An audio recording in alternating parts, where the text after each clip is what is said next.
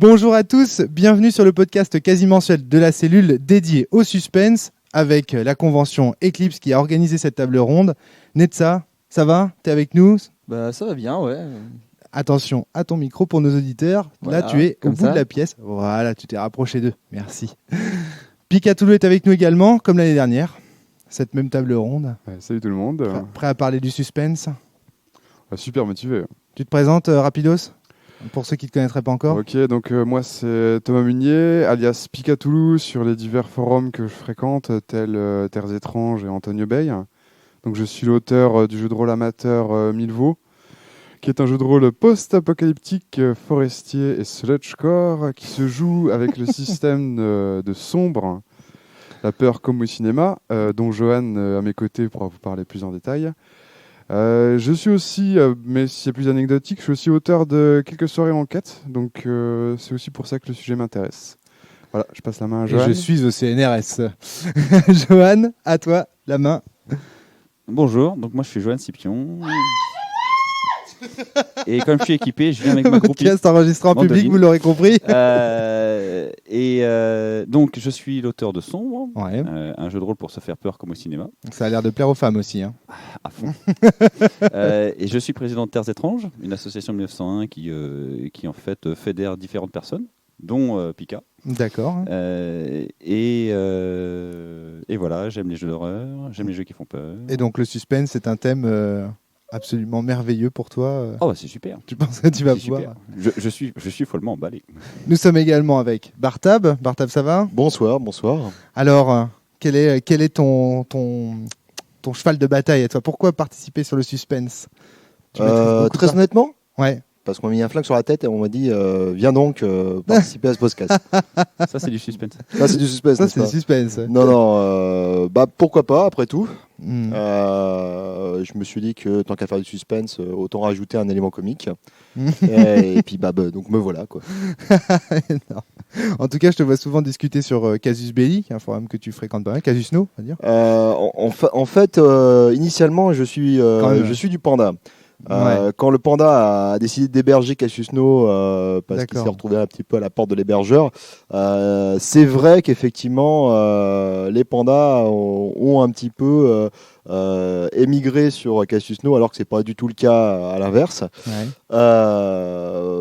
On peut considérer que C'est quand même un forum de réflexion sur des thématiques comme par exemple le suspense. Ça ne choque pas. Voilà, ça fait partie des forums, enfin en tout cas un des forums que j'aime bien lire plutôt qu'écrire en fait. J'ai plutôt une masse silencieuse sur ce type de forum. Ce qui n'est pas le cas sur d'autres sujets qui ont de près ou de loin un trait au jeu de rôle. Mais c'est vrai que sur Cassius No, sur d'autres forums, je préfère rester à masse silencieuse, lire, me faire mon idée. D'accord. Exactement comme pour les podcasts de la cellule que j'écoute le plus régulièrement possible, à me faire des idées sans jamais avoir joué à Sens. Ah oui, t'écoutes les podcasts sur Sens aussi. Ben oui, mais c'est pas faute d'avoir ces dernières années couru les conventions, mais je n'ai jamais pris le temps de jouer à Sens. Voilà, en fait. Ça va, on réparera cette erreur-là. Voilà. J'ai le droit d'être flagellé à coups de figmol. Ça marche. Je suis d'accord. Et puis nous sommes aussi avec Valentin. Valentin, alors les ombres d'Estérène, salut carrément. à tous, voilà, donc moi je suis Valentin, je dirige la société Agathe RPG D'accord. et donc je suis l'éditeur des ombres d'Estérène, un jeu de rôle médiéval horrifique et gothique, donc le suspense, si moi je ne le fabrique pas, je le crée pas, je l'écris pas, je participe à le faire jouer par l'intermédiaire des livres qui sont édités. D'accord, ok. Alors on revient vers toi un petit peu, Netza, parce que toi t'es organisateur de cette convention Eclipse. Ça s'est bien passé, c'était cool. Ça s'est très bien passé. Je crois que tout le monde est content de. T'es au taquet, t'as les yeux explosés, t'as dormi 3 heures. J'ai dormi 3-4 heures sur 3 jours. Mais non, je suis vraiment content et puis je crois que je suis pas le seul, donc ça me fait vraiment plaisir. Alors qu'est-ce qui t'attire dans cette table ronde sur le suspense? Déjà les gens qui sont autour. Ça c'est. En fait, t'es notre premier auditeur avec un. Et puis t'as l'avantage d'avoir un micro en fait. C'est ça qui ouais, j'ai mon propre micro là. Je suis content. Non, mais ce qui m'intéresse dans la table ronde, c'est que déjà je mène pas mal à des jeux d'ambiance. D'accord, ouais. Donc je fais pas mal de cult, de non-army, ce genre de trucs. Donc je sais que je partage ce genre de goût avec Johan. D'accord, ouais. Carrément. Et puis j'écris un petit peu aussi. Et donc je me pose quand même parfois la question de comment je vais pouvoir Favoriser le suspense au cours de favoriser tes le parties. suspense dans une partie. Ouais. Et bien justement, ça va faire partie des thèmes qu'on va aborder. Mais d'abord, un petit point rapide pour nos auditeurs. Quels sont les jeux qui, selon vous, on va faire un petit tour de table, encouragent, sont des grands jeux propices, au moins au niveau des univers, propices au suspense. Johan, est-ce que tu veux intervenir? Ton jeu. C'est une excellente question. Je vous remercie de l'avoir posée, monsieur Romaric. En fait, je vais avoir du mal à y répondre pour la bonne et simple raison que les jeux que je connais, c'est ceux que j'écris. D'accord. Vraiment. Et du coup, Tu fus joueur autrefois. Quand même, je aussi. fus ce joueur, Ouais, je ouais. fus ce meneur à d'autres jeux aussi. Mais en fait, c'est comme ça fait un peu longtemps que je le fusse, que depuis j'ai beaucoup évolué en travaillant sur Sombre. J'ai un petit peu du mal à parler des jeux des autres D'accord, actuellement. Donc parce que tout simplement je suis à 250 000% dans mon jeu, à la fois au niveau écriture et puis au niveau masterisation. D'accord. Et On reviendra vers toi quand il s'agira de nous expliquer un petit peu Voilà. les techniques pour mettre en place le suspense, parce que là, c'est vraiment voilà, ton si dada. tu veux, si tu veux qu'on parle de Sombre, je suis ton homme. Si tu veux qu'on parle d'autres jeux, en fait, je me sens moins pertinent. D'accord, ça roule. Pika, toi, je sais que par contre, tu participes encore à pas mal de jeux.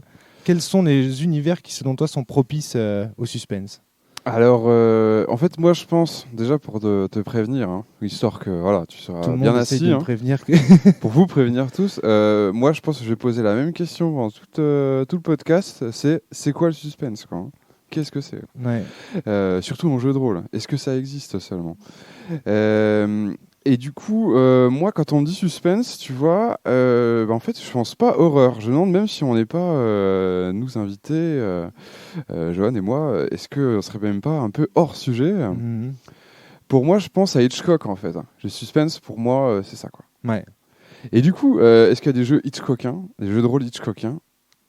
Alors, eh ben, est-ce que tu bonne peux question. justement rappeler la définition qu'un Hitchcock donnerait du suspense, qui est en fait cette histoire de bombe sous la table dont on parlait en préparation du podcast. Alors, si tu me permets, je vais, en fait, je vais te paraphraser parce que c'est toi qui l'a dit, hein, la bombe sous la table. C'est donc, on est réunis autour d'une table et en fait, on est des acteurs dans un film de Hitchcock, en train d'enregistrer un podcast sans se douter de ce qui se trame. Parce qu'en fait, sous la table, quelqu'un a placé une bombe, voilà, avec un minuteur et tout, qui fait tic-tac, mais comme on est trop absorbé dans nos proses, à lécher la mousse des micros et tout, on n'entend rien. Et sauf qu'il y a le public là qui est dans le fond, vous savez, ceux qui crient très fort là pour se faire entendre. Et ben voilà. En fait, le public, eh ben, lui, il a vu la bombe et tout, et donc il anticipe, il commence à flipper pour nous, que nous on se rend compte de rien, comme des grosses brêles. Exactement. Voilà. C'est une action en fait qui est en suspens véritablement. Le public voit qu'elle va avoir lieu, mais les personnages, eux, n'en savent rien. Exactement. Et le problème, c'est est-ce que oui ou non, c'est possible en jeu de rôle, sachant que les personnages et les spectateurs, qui sont les joueurs, sont une seule et même personne. Ben, pour moi, c'est possible si tu fais intervenir le méta-jeu. En fait, je prends un exemple. Alors, le jeu de rôle n'existe pas, ce qui est quand même étrange. Enfin, le jeu de rôle n'existe pas. Attends, laisse-moi... Romaric, voyons. Laisse-moi finir. La thèse est osée. T'as des versions amateurs qui circulent, mais je crois qu'il n'y a pas de version éditée. Tu penses à Harry Potter. Bon, évidemment, tout le monde sourit autour de moi, je pense. Non, mais ce qui est marrant dans Harry Potter, en fait, c'est que quand tu vois les films, parce que moi, j'ai pas lu du bouquin, en fait, je sais pas lire. Quand tu vois les films, clairement, on voit trop que le mal, il est insinué partout. Enfin, grosso modo, Voldemort, il a infiltré ses pions partout. Et t'as l'impression que les protagonistes principaux, ils se doutent de rien, quoi. Ils voient rien venir, ou très peu, quoi. Éventuellement, t'as le personnage principal, Harry Potter, qui voit un petit peu quelque chose, mais il fait figure de Cassandre. Ça, pour toi, c'est du suspense. C'est du suspense parce que tu te dis quand est-ce qu'ils vont se rendre compte, est-ce qu'ils vont réagir, qu'est-ce qui va se passer. Donc en ce sens-là, et ça, tu peux le faire en jeu de rôle, parce que du coup, te fais intervenir le méta-jeu. Si tu joues à Harry Potter, les joueurs, ils savent. Voilà. Bartam, tu voulais intervenir? Oui, à ce niveau-là, lorsqu'on cherche à savoir s'il y a plus ou moins un ou plusieurs jeux qui pourraient être liés directement avec le suspense, j'aurais tendance à répondre qu'en fait, tous les jeux de rôle sont potentiellement en fonction du scénario, en fonction du meneur, en fonction des joueurs. Ils sont potentiellement aptes à pouvoir recevoir du suspense. Même si on fait un Toons RPG, rien n'empêche qu'effectivement la fameuse bombe qui est sous la table puisse pas être une bombe de peinture qui explose à la gueule des Toons. Voilà. Le public qui est au fond de la salle, qui a vu la bombe, non seulement, oui, effectivement, il connaît la bombe, oui, il sait qu'il y a un risque, peut-être ou pas, que la bombe explose, mais en plus, ce public, il est stupide puisqu'il reste à côté de la bombe. Donc pour toi, selon toi, le suspense c'est un espèce de sujet transversal qui traverse tous les univers de jeu, donc il n'y a pas un univers qui soit plus propice au suspense. Il y a peut-être effectivement des univers qui, suivant ce qu'insinue le maître de jeu et suivant comment réagissent les joueurs, peuvent être un peu plus propices au jeu, mais un même scénar classé avec un coup de tampon suspense TM par son auteur peut très bien être complètement détourné par un maître de jeu ou par un groupe de joueurs autour de la table. Combien de fois c'est arrivé à n'importe quel maître de jeu de vouloir présenter un scénario dit sérieux et que les joueurs partent complètement en couille. On peut appliquer exactement la même chose pour le suspense. Pour moi, le suspense est une des cordes sur lesquelles on peut tirer pour rendre le scénario intéressant en tant que maître de jeu, je parle là, effectivement. Alors Bartham, justement, qu'est-ce que tu fais de cette idée de Pika que finalement le suspense dans le jeu de rôle c'est difficile à mettre en place à cause de... En fait c'est un peu ce que je disais, à savoir que c'est difficile à mettre en place parce que ça fait quelque chose qui vient en fait des relations humaines qui sont échangées entre le maître de jeu et les joueurs. Donc le suspense il est rarement seul, c'est peut-être pour ça qu'on a du mal à définir le suspense et c'est pour ça que la question primordiale de Pika est très importante. Qu'est-ce que c'est que le suspense? Le suspense il est jamais tout seul. C'est une ambiance, c'est un système. Quand on parle de Hitchcock, on va regarder effectivement le suspense, mais comment c'est tourné? Quels sont les plans? Quels plans on va mettre? Si on va mettre du noir et blanc, de la couleur, quels sont les sons qu'on va entendre? Et ça, c'est une ambiance en fait. Et cette ambiance, c'est au meneur et aux joueurs de la faire vivre. D'accord. Valentin, alors est-ce qu'il y a des univers prompts à nous faire ressentir du suspense? Et qu'est-ce que le suspense? Est-ce que c'est possible Moi, de je vais rebondir effectivement sur ce qu'a dit Bartab. Je pense que le suspense, il est aussi très lié à une situation. Et ce qui est intéressant dans le jeu de rôle, c'est qu'on est autant spectateur qu'acteur de la situation, en fait. Tout à fait. On la subit autant qu'on la fabrique. Pour moi, c'est le concept un peu du démineur. Par exemple, le démineur, est-ce qu'il va couper le fil rouge ou le fil bleu? Est-ce qu'il va réussir à désamorcer cette fichue bombe? Ce qui est intéressant, c'est qu'à ce moment-là, le suspense, à la différence d'un Harry Potter qui capte pas trop effectivement les émanations de Voldemort un peu partout, qui va le réaliser que vraiment très très tard, le suspense il peut aussi venir du choix et des actions des joueurs. Donc c'est quelque chose qui peut être provoqué par les joueurs. Et que d'ailleurs effectivement des scénars qui sont pas pour le coup estampillés suspense vont le devenir, et à l'inverse des scénars qui sont censés l'être vont partir dans une direction complètement opposée. Donc je pense qu'effectivement c'est quelque chose qui est assez difficile vraiment à cerner, ou en tout cas d'en délimiter des contours très nets, parce qu'effectivement c'est quelque chose qui est étroitement lié à ce qui se passe autour de la table entre le meneur et les joueurs, et c'est d'ailleurs ce qui fait, je trouve, tout l'intérêt du jeu de rôle. Alors, l'une des réponses que l'on donne en général à cette problématique du suspense, problématique dans le jeu de rôle parce que les personnages et les joueurs sont une seule et même entité, et donc que les gens qui regardent, les spectateurs et les personnages qui vont subir cette action retardée, la bombe sous la table, sont les mêmes personnes, c'est de dire, oui mais attention, en jeu il y a une règle, c'est de bien faire la distinction entre son personnage et le joueur. Est-ce que c'est pas parce que le personnage va vivre quelque chose et que le joueur sait que le personnage va vivre quelque chose que le personnage doit être joué par le joueur comme si il le savait? Parce que le personnage n'est pas forcément au courant de ce que le joueur sait pour lui. Vous voyez ce que je veux dire, Pika? L'ironie dramatique, en fait. C'est ce qu'on appelle l'ironie dramatique. Le fait que toi, en tant que joueur, tu saches que ton personnage va subir quelque chose de fâcheux, mais que tu continues pour autant de jouer ton personnage comme si tu ne le savais pas. Et là, est-ce que le suspense, on peut pas retrouver le suspense, quoi? En fait, le suspense, c'est que tu te poses une question, en fait. Tu peux te poser deux questions. tu peux te poser la question, c'est qu'est-ce qui va se passer, quoi. T'es joueur, tu dis mais tu sais pas qu'est-ce qui va se passer. Et effectivement, des fois, le joueur il sait très bien ce qui va se passer, mais pas son perso. Voilà, par exemple, mettons, je vais un petit peu empiéter dans le domaine de Johan, mais grosso modo, on démarre un scénar de sombre. Tu dis aux joueurs, bon, vous êtes 4 dans une bagnole avec 5 litres d'essence et vous partez faire du camping dans la forêt. Les joueurs, ils savent très bien comment ça va tourner.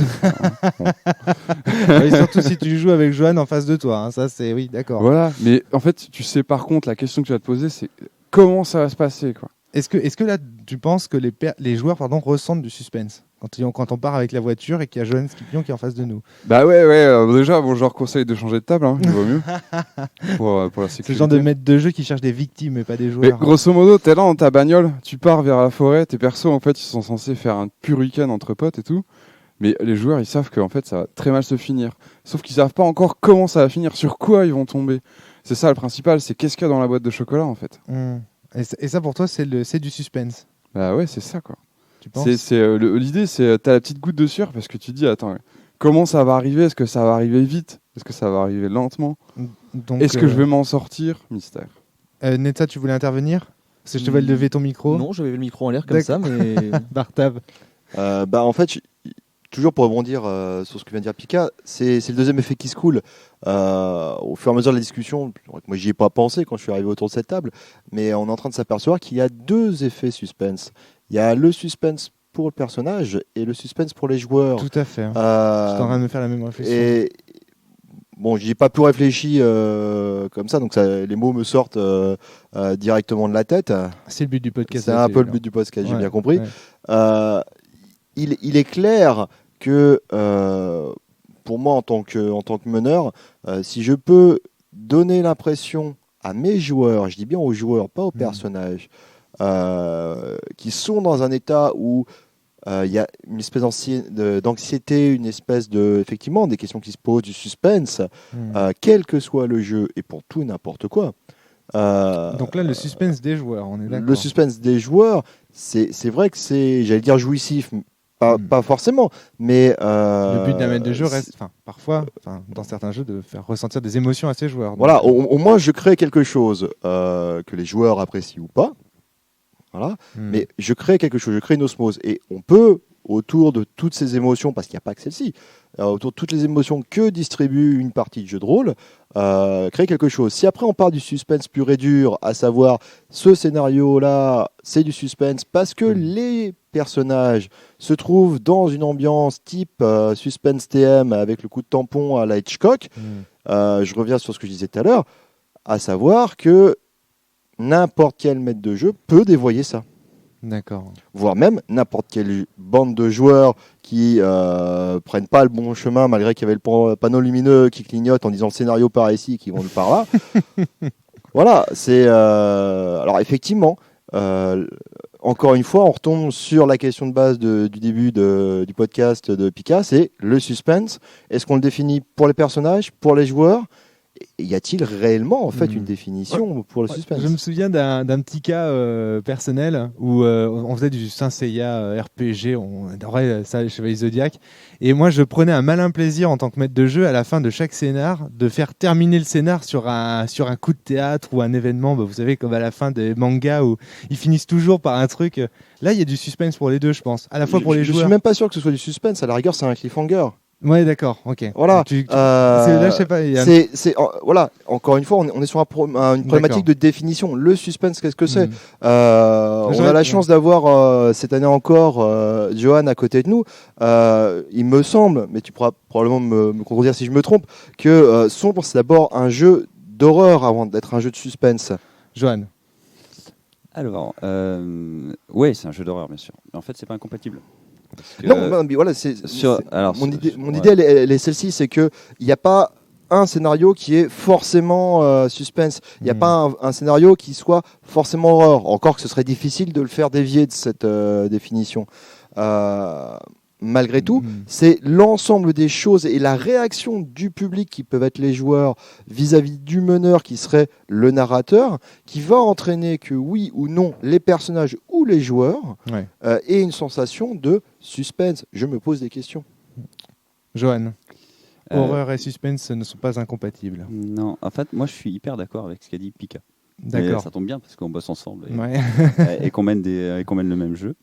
Et en fait, moi ce qu'il faut bien réaliser, c'est que je mène un jeu d'horreur dont le principe c'est qu'en fait, quand on est en partie, on joue un film d'horreur. Donc en fait, moi je m'inscris dans une démarche qui est la catastrophe annoncée. D'accord. Tout le monde sait que ça va faire mal et très mal. Tu vois, on a loué le DVD, on savait ce qu'il y avait. Bah, franchement, le 100% des rôlistes ont vu un, voire plusieurs films d'horreur. Ouais. Donc on sait bien que ça part plutôt pas trop mal et que ça va finir plutôt très très mal. Ouais. Donc tu vois, la progression elle est claire. Et moi par exemple, tu vois, dans la partie que j'ai menée hier soir, qui est un scénario zombie, je commence par briefer les joueurs en leur disant voilà, hier c'était la 13e fois que je menais ce scénario. Donc j'avais derrière moi 12 parties de playtest, avec une moyenne de 4-5 joueurs par partie. Donc grosso merdo, ça fait 50-55 personnages. Ouais. 3 survivants. Ça met l'ambiance, quoi. Voilà. Et j'annonce cash. Mm. Je le dis aux gens, quoi. Donc du coup, ils savent que ils ont la probabilité de survie, elle est proche de 0. D'accord. Donc à ce niveau-là, intégrer une notion de suspense, ça devient compliqué, parce qu'en fait, la fin est déjà écrite, quasi. Parfois, oui, mais justement, ça fait partie du suspense. Tu vois, je veux dire, la bombe va exploser quand elle est sous la tout à fait. Mais en fait, alors dans l'exemple d'Hitchcock, on voit le décompte sur la bombe, donc on se dit ça va péter, mais on n'est pas sûr. Peut-être que les personnages ils vont trouver un moyen de désamorcer la bombe. Il y a une tension. On attend l'événement dramatique, mais va-t-il vraiment se produire ? D'accord. Okay. C'est ça qui nous, on sait qu'il va se produire. C'est-à-dire que dans le scénar zombie, on sait que les zombies vont débarquer. Tu vois, le scénar que j'ai mené hier, il commence in medias res. C'est-à-dire que dès la première scène, ça cogne dur. D'accord. Donc, du coup, là, ça atomise à ce niveau-là toute notion de suspense. Par contre, j'ai d'autres scénarios dans lesquels ça commence un petit peu plus doucement. Et du coup, là, le suspense, c'est les joueurs savent que ça va empirer grave. Leurs personnages ne sont pas au courant. Parce qu'ils partent en camping tranquillement en forêt. Mais et là, par contre, on retrouve une notion de suspense avec une différenciation entre le point de vue du personnage et le point de vue du joueur, qui est proche de la différence que fait Hitchcock entre le point de vue du personnage cinématographique et le point de vue du spectateur. Tout simplement parce que le joueur, il sait que ça va se barrer en couille, et violemment. Ouais. Et il attend. Il attend que ça se barre en couille. Il est dans une position d'attente. Et toi, en tant que meneur, tu veux une exposition un peu calme, donc tu pars pas in medias res. Ouais. Tu pars avec des scènes de vie quotidienne, le départ en camping, etc. Tu laisses le temps aux joueurs de poser leur perso, de rentrer dans leur roleplay, et il ne se passe pas grand-chose. Voire ça commence, tu balances un petit événement, bon, parfois généralement surnaturel, parce que le surnaturel c'est utile à l'horreur, et tu en envoies un de temps en temps, sur un joueur, pas forcément sur toute l'équipe, et du coup ça dérape petit à petit. Et le suspense, c'est quand est-ce que les gros méchants prédateurs ils vont nous tomber sur la gueule. On sait qu'on est là, on est venu là pour ça. On sait qu'ils vont arriver et on sait qu'ils vont en mettre grave dans la tronche. Mais quand est-ce que ça va arriver ?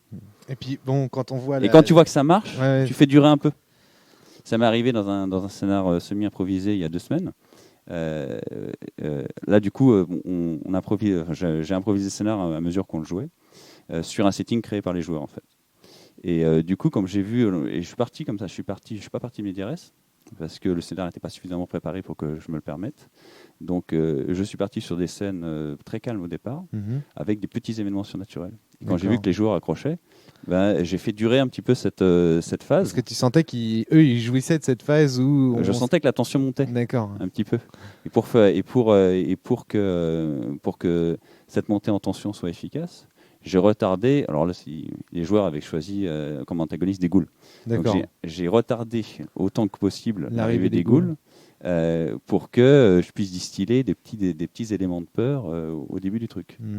Alors, est-ce que dans les ombres d'Estérène, par exemple, il y a des techniques? Donc, parce que là, un peu, Johan, tu as commencé à te lancer dans la partie qu'on voulait aborder sur les techniques pour mettre le suspense. Quelles sont les techniques que les ombres d'Estérène conseillent, mettent en place? Alors, effectivement, je pense qu'on est sur des choses qui fonctionnent pas forcément de façon mécanique, mais il y a des articulations, des leviers sur lesquels les meneurs, effectivement, peuvent avoir une action pour déclencher toutes sortes de réactions à la fois chez les personnages et chez les joueurs. D'ailleurs, ce qui est intéressant, c'est que dans la mesure où le personnage et le joueur sont quand même à peu près la même personne, des fois c'est intéressant par l'analyse du meneur. Je suis pas du tout d'accord. Ouais. Le personnage et le joueur, c'est pas du tout la même personne. Non, mais c'est. L'objectif, c'est de rapprocher les deux. Ce que je veux dire, Enfin, c'est que tu as un individu en face de toi. Effectivement, il se dédouble d'une certaine manière, à la fois par son personnage, mais il y a quand même une part de lui-même qui s'exprime à travers tout ça. Ce qui est intéressant, des fois, d'observer, c'est comment le meneur, subtilement, va plutôt faire levier sur le joueur pour déclencher quelque chose chez le personnage, ou inversement. Ça dépend, on peut voir de toutes sortes de choses. Dans les ombres d'Estérène, ce qui est intéressant, c'est qu'effectivement, comme on est dans un jeu d'ambiance où vraiment le roleplay est au centre du dispositif et que les actions et les résolutions se déroulent surtout dans la façon de les interpréter autour de la table, plus que par des résolutions de jet de dés vraiment très très importantes et développées. Ce qui est intéressant, c'est de donner effectivement un certain nombre de pistes et de clés aux meneurs pour effectivement amener les ambiances à aboutir à des situations de tension. Des conseils au maître de jeu. Vraiment. Voilà, alors bon, ça se fait dans les publications sous la forme de petits encarts où on suggère le moment venu, en fonction des choix et des décisions des personnages, éventuellement de tirer une ou deux cartouches dans telle ou telle direction pour éventuellement insister sur des points de tension plus ou moins dramatiques. Voilà, après... c'est quelque chose de très subtil, diffus. Je trouve qu'effectivement, quand ça se met en place autour d'une table, c'est vraiment un régal. C'est un pur délice parce que ce qui se passe à ce moment-là, effectivement, témoigne d'une implication, je pense, assez particulière des joueurs. Je trouve que c'est assez difficile dans des jeux où on va être vraiment en mode un peu freestyle pour délirer, voilà, de poser une vraie ambiance à suspense parce que ça a tendance à s'évaporer assez vite. Donc voilà, il faut y faire attention. Ce que tu veux dire, c'est... Alors, si je résume un petit peu, ce que tu veux dire, c'est qu'il y a une espèce de communication entre le joueur et son personnage. Si on veut faire ressentir... comment dire, si on veut que le personnage ait peur, il faut un petit peu faire peur au joueur, en quelque sorte. Et qu'il y a une espèce de vase communicant comme ça. Je pense qu'on peut jouer sur les deux tableaux, ouais. Donc, pour instaurer le suspense pour un personnage, par exemple, dans une fiction... Il faut essayer de l'instaurer aussi au niveau du joueur en dehors, dans la réalité. Oui, dans mettre l'ambiance par de la musique. De transfert. Moi, quand je regarde un film et que le personnage a peur à l'écran, éventuellement, si le film est bien fait, j'ai peur avec le personnage. Alors que moi, je suis assis dans la salle et qu'il ne va rien m'arriver du tout. Donc, à un moment donné, il faut que le joueur qui, lui, est à sa table, pour de vrai, opère ce transfert avec son personnage qui, lui, est dans la situation pourrie et qu'effectivement, l'intensité de ce qu'il ressent, effectivement, augmente son interprétation de la situation. Pika ou Netza, tu voulais dire quelque chose? Non, j'écoute depuis tout à l'heure. Parce que je te vois le micro en l'air, à chaque fois je me dis je veux parler. Non, je te ferai signe si je veux parler. Mais en fait, depuis tout à l'heure, on parle de... Enfin, tu viens de parler de rapprocher le joueur et le personnage, en fait. Et pour moi, le suspense, c'est aussi le moment où tout le monde regarde le dé. Par exemple, pour un jet de dé crucial, ça va vraiment être le moment où tout le monde va être les yeux rivés sur le dé pour voir ce qui va se passer. Ça, c'est vraiment dans l'instant, quoi. Là, par contre, je suis complètement d'accord.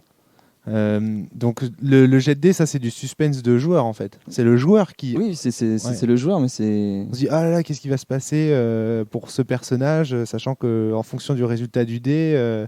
soit il va chuter, soit... Exactement, et du coup, ça rejoint aussi ce que disait Bartab, c'est que le suspense, c'est pas relatif, c'est pas Ouais. Est-ce que c'est une bonne technique le dé pour mettre le suspense? Ouais, mais tu vois, je suis effectivement, on a tous connu des énormes moments de tension et de pression assez ultimes au moment où le dé se lance et que le résultat est assez crucial pour la suite de la partie. Je trouve que c'est quand même aussi quelque chose qui ramène à une certaine forme de réalité du jeu et quelque part, je trouve que ça a tout à fait sa place. Il y a aussi la possibilité d'avoir cette tension-là dans la décision qui n'est pas faite systématiquement par le jet de dé ou la sanction du résultat par le dé. Qui va être juste le choix de faire ou pas faire quelque chose dans le jeu, je veux dire in-game vraiment, en interprétant son personnage, on peut choisir d'ouvrir ou de pas ouvrir la porte. Ouais. Et que t'as pas besoin forcément de jeter un dé pour savoir si tu l'ouvres ou pas cette porte.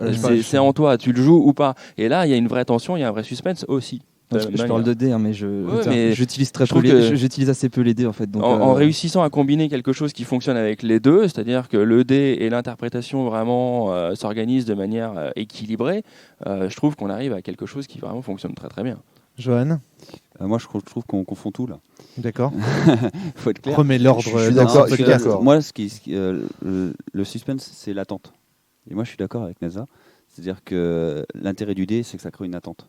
D'accord, ok. T'attends le résultat et t'anticipes une catastrophe. On parle bien d'un suspense qui n'est pas créé par la fiction, mais qui est créé par la réalité, au sens où on stresse pas par quelque chose qui est généré par la fiction que les spectateurs, pardon, mais ils sont aussi auteurs, que les joueurs génèrent. On est là en attente d'un résultat dans la réalité. En fait, c'est imbriqué. C'est-à-dire qu'en fait, c'est la fiction qui amène le jet de dés. À sombre, puisque moi je te parle de sombre, on utilise le système qu'en situation de stress extrême. Grosso merdo, c'est pendant qu'on se bat. Et quand on se bat dans un jeu d'horreur, on risque sa vie. C'est clair, hein, la moyenne à sombre, c'est qu'on meurt en 3 tours. D'accord, ok. Hein, donc c'est radical. Et je fais en sorte que... Les zombies meurent en 3 tours aussi. Pardon ? Les zombies ils meurent en 3 tours aussi. Et ils sont beaucoup plus coriaces en fait. Merde. Les PNJ ils sont très très coriaces. Les antagonistes. Ah merde. Ils sont increvables comme dans les films d'horreur. D'accord. Et le truc c'est que je fais en sorte que les joueurs soient bien au courant de ces réalités. C'est-à-dire de l'aspect meurtrier du système. Ouais, bien sûr. De façon à ce que lorsque le jet de dés est fait, le stress monte. Il m'arrive souvent de mener en double feature, c'est-à-dire d'enchaîner 2 scénarios, un petit court en introduction, un entracte et ensuite un long. De manière à ce que lorsqu'on attaque le scénario long, les joueurs qui ont déjà joué le petit scénar d'avant soient bien au courant de la létalité du système. D'accord, ok. Donc ça produit de la tension et ça produit du suspense lorsque tu lances les dés, parce que tu es dans l'attente, tu es vraiment dans l'attente du résultat du dé, parce que ça peut tout changer. D'accord. Et c'est la raison pour laquelle moi j'ai souhaité avoir des dés dans mon jeu. Bartam, là encore, il y a, je dirais, il y a du vrai, il y a du pour, il y a du contre. Je suis tout à fait d'accord pour dire que l'attente de la valeur, du résultat d'un jet de dés, c'est effectivement, là encore, j'y avais pas pensé avant de parler, du suspense. Mais d'un autre côté, si je devais réfléchir à 2 secondes de plus là, à la question, je me dirais aussi c'est quelque chose qui rassure le joueur. Donc ça, quelque part... Comment ça, le dé rassure le joueur ? C'est-à-dire que le jet de dé, en fait, ça veut dire que le joueur, il va pas faire l'action de réfléchir, l'action de faire le roleplay. Finalement, c'est pas moi qui décide. Et là, on se rapproche de quelque chose qui est purement du jeu et pas du rôle. Dans le suspense, le personnage, tel qu'on le décrivait avec Hitchcock, ne décide pas non plus que la bombe soit sous la table. Tu vois ce que je veux dire ? Tout à fait. Mais le fait pour le joueur, qui peut être lui baigné dans l'ambiance de suspense, savoir exactement que oui, voilà, c'est critique. On jette les dés, on fait quelque chose où le hasard a une grande part, mais on fait quelque chose qui est purement de la responsabilité du joueur. Prendre la décision de jeter les dés, de ne pas le faire, d'essayer de faire du roleplay ou pas, c'est quelque chose qui va faire une brisure en fait. Cette brisure, pour le joueur peut être synonyme de casser le suspense.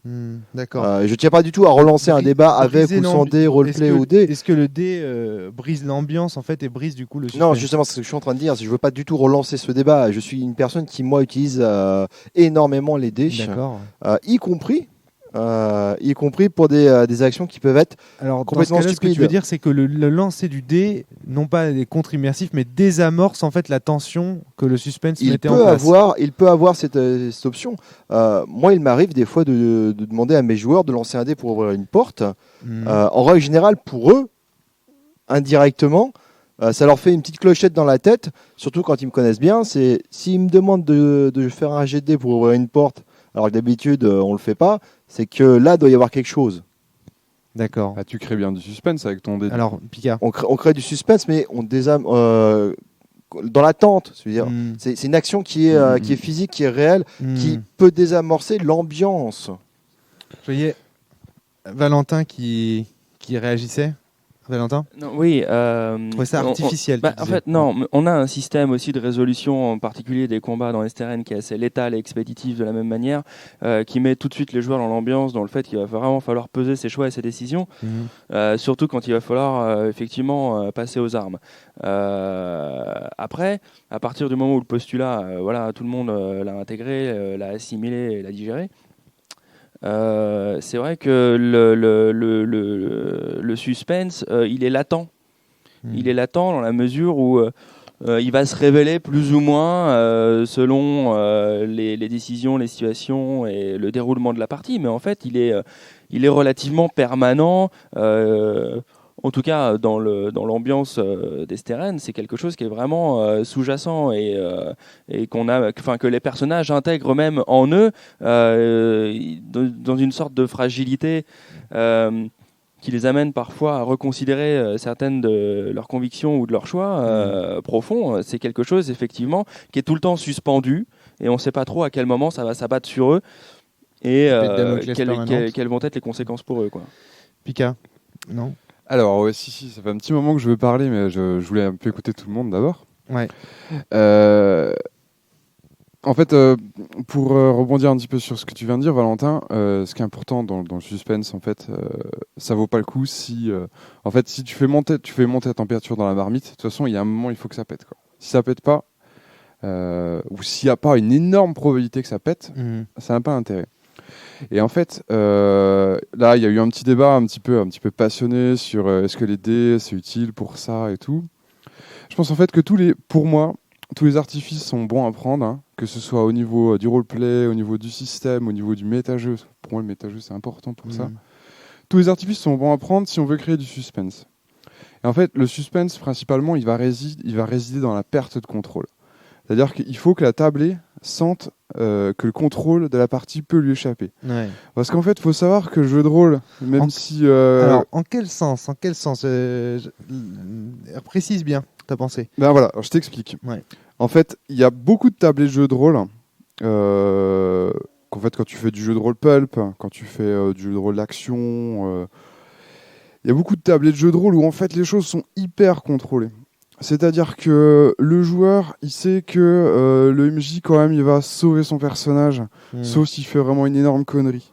D'accord. Le MJ, s'il joue avec des joueurs avec qui il est en confiance, il sait que ces joueurs, ils vont pas foirer le scénario et faire n'importe quoi. D'accord. Que ça va être grosso modo, qu'il va réussir à les amener de son point A à son point B et que ça va à peu près rouler correctement. D'accord. Et en fait, si tu veux jouer du suspense, justement, il faut retirer toutes les sécurités. D'accord. Enfin, il faut en garder quelques-unes. Moi, par exemple, je suis un MJ, souvent, qui retire pas mal de sécurité et j'ai des scénarios qui sont finis en 1 heure parce que les persos ont pris la mauvaise décision et sont tous morts, quoi. Grosso modo, parce que pour moi, un bon suspense, c'est aussi, même le MJ, il flippe. Il flippe parce qu'il sait que sa partie, elle tient à un fil. Alors, je sens que Johan bouillonne parce qu'il contrôle vachement. Johan, il contrôle vachement. Pouce levé pour Johan, là. Johan, vas-y, prends juste rapidement. Non, moi je suis hyper d'accord là-dessus parce que moi, alors j'ai du mal à me projeter du côté joueur parce que je suis meneur. Tu es meneur. Ouais. Mais pendant les parties, du suspense, il y en a pour moi. D'accord. Ouais. C'est-à-dire que moi je pose. Là, tu vois, donc comme je te le disais, cette nuit j'ai mené pour la 13e fois un scénar. Ouais. Et en fait, là, j'ai vu plein de trucs dans cette partie que je n'avais pas vu avant. Et en fait, alors que la situation de départ elle est super carrée, que je la pose maintenant depuis 6 ou 7 séances exactement de la même manière, que j'ai développé mes routines sur ce scénar, donc je le mène de manière assez égale. Et en fait, ça part total en whiz. Là, Pika pourra en témoigner parce qu'il a assisté à la fin de la partie. C'est parti total en whiz. Moi, j'accompagne, je gère, j'anime, et je laisse les joueurs faire le jeu. Et en fait, je me rends compte que il y a certains éléments dans le scénario qui font que quand les joueurs font certains trucs, j'anticipe la fin. Je sais que ça va mal se passer. Et en fait, j'aime pas ce moment-là. J'aime pas ce moment-là parce que je décroche un peu. D'accord. Je préfère que l'incertitude dure le plus longtemps possible. Toi, tu as cette réflexion de te dire qu'est-ce que je vais faire.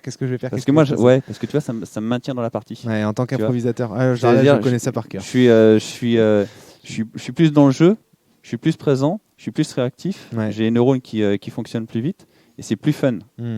Plus d'adrénaline au final. Exactement. Donc moi, je me doute que ça va finir mal parce que ça fait quand même 13 séances avec 3 survivants.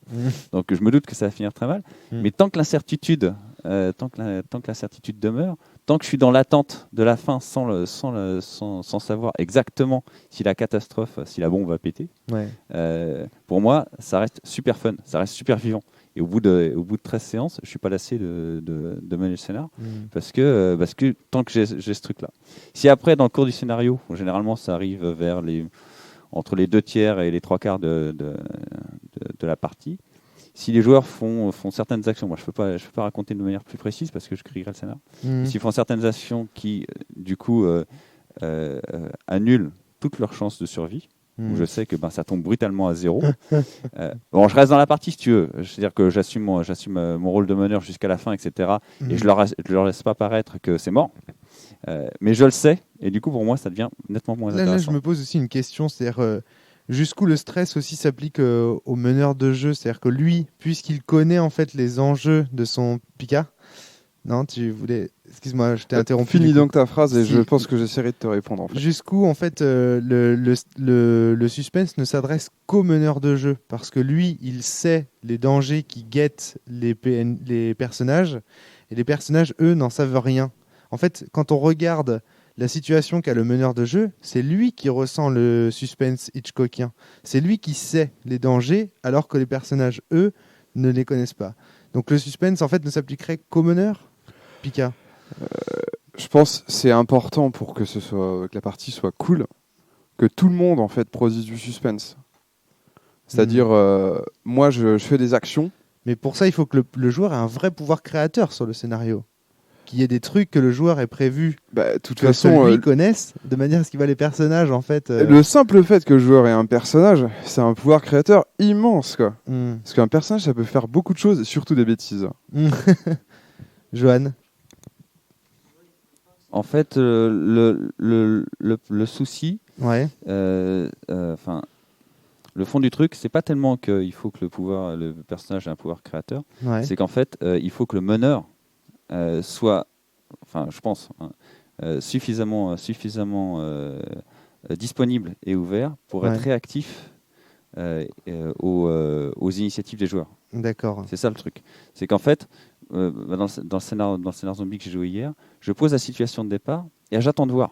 D'accord. La situation elle est super carrée, donc je sais que ça peut pas partir dans what 1000 directions, mais ça peut quand même partir dans suffisamment de directions pour que je puisse être vachement surpris. D'accord. Mais par contre, il faut décider de se laisser surprendre. Et ça devient. Alors, c'est une vraie gymnastique, pas d'esprit, mais une vraie. Ça demande une vraie disponibilité. Profession de foi, quoi. Non, ça demande une certaine disponibilité intellectuelle. Et la contrainte, c'est que quand tu enchaînes les playtests, au bout de la deuxième partie, tu as vu pas mal de trucs. Et en fait, tu as une vraie tendance à vouloir reproduire les scènes qui se sont super bien passées dans les parties précédentes. Je pense qu'on est tous meneurs de convention ici.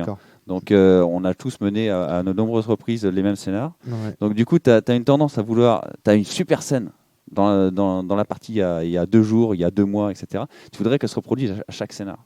Et en fait, ça calcifie ta masterisation.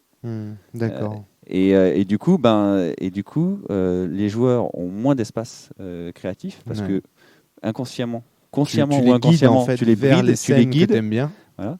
Et du coup, moi, ça me plaît moins. Parce que moi, ce que j'aime, c'est être surpris par les joueurs. J'aime qu'ils fassent des trucs que j'ai jamais vus. Bartab. Je souscris totalement à ce que vient de dire Johan. Pour avoir moi aussi fait jouer le même scénario plusieurs années, voire même plusieurs fois dans différentes conventions, effectivement, quand on a toujours le même scénario, on sait que il va se produire des étapes et à la dernière convention lambda, il s'est passé une belle scène et oui, j'aimerais bien qu'effectivement ça se passe aussi bien. Ou à l'inverse, je voudrais absolument éviter. Donc ça influence sur le mastering. Mais bien sûr. D'un autre côté, en ce qui me concerne, encore une fois, j'aime bien parler de moi, je pense que tout le monde a remarqué. Je me laisse toujours l'opportunité, chaque fois que j'en ai l'occasion, on parle des techniques que vous employez, c'est normal que tu parles voilà, des techniques. De faire des parties où le scénario, alors pas écrit, c'est normal, ça je n'écris jamais mes scénarios, mais en fait où j'ai un point de départ et grosso modo un point d'arrivée. Et en fait le scénario je le construis au fur et à mesure que les joueurs disent ce qu'ils ont envie de faire. D'accord. Et là pour le coup, effectivement, si je rebondis sur ce qui a été dit tout à l'heure, le suspense, c'est moi qui l'ai. Oui.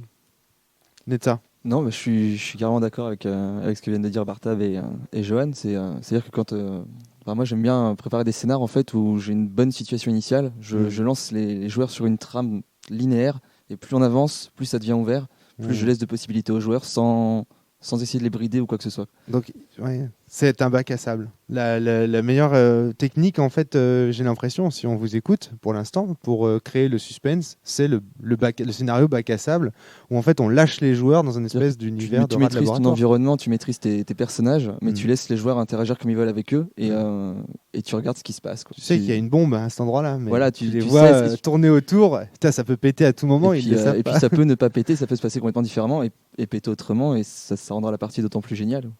Valentin. Alors, moi je me régale d'entendre tout ce que j'entends. Je pense qu'on a des meneurs vraiment de qualité à la table. C'est vraiment vos joueurs ont beaucoup de chance. Effectivement, on est absolument dans la fabrique de bac à sable totale, en essayant. Voilà, je parle vraiment du point de vue de l'éditeur, ce qui est quand même toujours assez compliqué parce que le jeu, nous, on le fabrique, mais quelque part, c'est le but du jeu, c'est que vraiment que les meneurs se l'approprient. Tout à fait. Et si nous, on va mettre des mèches, des amorces, des pistes, etc., on sait très bien que derrière, chacun va faire sa tambouille, sa petite cuisine, et que finalement, dans tous les scénarios qui vont être publiés, qu'est-ce qui va être retenu ? Ça se trouve, des PNJ qu'on a élaborés vont devenir quelque chose de totalement différent de ce qu'on imaginait. Tout à fait. Voilà, sous la plume d'un meneur, et c'est très bien. Et c'est très bien, et on encourage. Et c'est vrai que fabriquer ces bacs à sable pour des meneurs aussi impliqués que vous, vraiment. Ça fait voir le métier de l'édition de jeux de rôle quand même d'un point de vue tout à fait séduisant. Il dormira sur ses deux oreilles, l'éditeur, ce soir. Pika, tu voulais dire quelque chose ? Ouais, alors en fait, j'ai un concept qui me trotte en tête, mais que vous développez. Je te vois avec une sonnette là. Ouais, justement. En fait, je voulais vous illustrer par exemple. Alors, bouchez-vous les oreilles. Attention. En fait, moi j'utilise un petit gadget depuis quelques temps. J'aime bien les gadgets, voilà, dans la vie de tous les jours et tout. C'est bien. C'est une sonnette, vous savez, les sonnettes d'hôtellerie. Petite sonnette. Je fais une petite sonnerie, mini. Voilà. En fait, j'ai la place au milieu de la table. Et donc, j'explique à mes joueurs que si à un moment, en tant que joueur, t'appuies sur la sonnette, t'as droit à un round tout seul. T'es tout seul à agir. En fait, grosso modo, c'est tu prends tout le monde de surprise et tu fais un truc de fou, quoi. Généralement, c'est pour faire un truc de malade, quoi. Donc, par exemple, le groupe de PJ en train de négocier avec une bande de mafieux, le débat commence à être tendu, clac, t'appuies sur la sonnette, ça va, tu sors ton gun et c'est toi qui tires le premier. C'est ça, quoi. Et j'explique aussi aux joueurs que moi aussi en tant que MJ, j'ai droit à la sonnette. Tout le monde a le droit de se ruer dessus. D'accord. Putain, c'est une énorme technique. Ça. Et en fait, en plus, le son est bien strident, bien stressant. Ce qui est pas mal, c'est que les joueurs se l'approprient. Et je vais prendre l'exemple en fait le scénar House of the Rising Dead là, de Johan, que j'ai eu la chance de playtester là il y a un mois. Il y a un moment, bon, je vais éviter de spoiler, mais grosso modo, il y a un moment, il arrive à tuer un personnage qui détient une arme. Et en fait, l'arme tombe par terre. Il y a 2 PJ à côté et tout. Et là, je vois les joueurs qui se regardent tout de suite. Ah oui. Et tac. Ils essayent de se ruer. Voilà, ils se sont rués comme ça, ils se sont rués en fait sur la sonnette et du coup c'est le premier, ça a fait un bruit d'enfer, on était dans le local associatif. Je peux dire que ça a réveillé les morts quoi. Et c'était trop bon quoi. Du coup, il y a pas eu de jet de dés, tu vois, c'était un autre artifice, c'était la sonnette, c'est le mec qui avait la main où tu peux prendre un totem de Jungle Speed, n'importe quoi. Bon, c'est gadget, ça peut pas plaire à tout le monde, mais je pense que ça illustre le principe que là, du coup, tu as tout le monde autour de la table qui flippe parce qu'ils savent que n'importe quel joueur qu'il soit PJ ou MJ, bah, il peut faire partir le truc en quenouille et que toute cette mécanique de scénar, bien où il est et tout, ça peut partir dans des directions totalement imprévues et que ça peut tourner à la Reservoir Dogs en un instant. Quoi. Je pense que la sonnette est mieux que le Jungle Speed, si je peux me permettre, parce qu'il y a quand même le son qui arrête en fait automatiquement toutes les descriptions, qui fait « Oh là, qu'est-ce qui se passe ?» Ah ouais, en plus c'est strident, hein, ça vibre. Dans les salles de classe, là, comme celle-ci, et ça vibre. Vite, dépose le brevet, t'as des thunes à te faire. Attends, c'est super concept, hein. C'est excellent, quoi. Franchement, bravo. Sur ce magnifique conseil, Pika, nous allons dire au revoir à nos auditeurs. Il est déjà temps de nous quitter. La convention se termine tranquillement. Ouais, ça se termine. Donc, c'est fini maintenant, normalement. Et voilà, avec ce podcast. Ça se termine tout de suite. Eh bien, en tout cas, voilà. Merci de nous avoir accueillis pour cette éclipse. C'est moi qui bravo Rennes. Merci à tous ceux qui sont là déjà. Encore une belle convention à votre actif. Merci d'avoir organisé cette table ronde et de nous en avoir fait profiter. Et on en refait une l'année prochaine alors. Allez, au revoir, à bientôt tout le monde.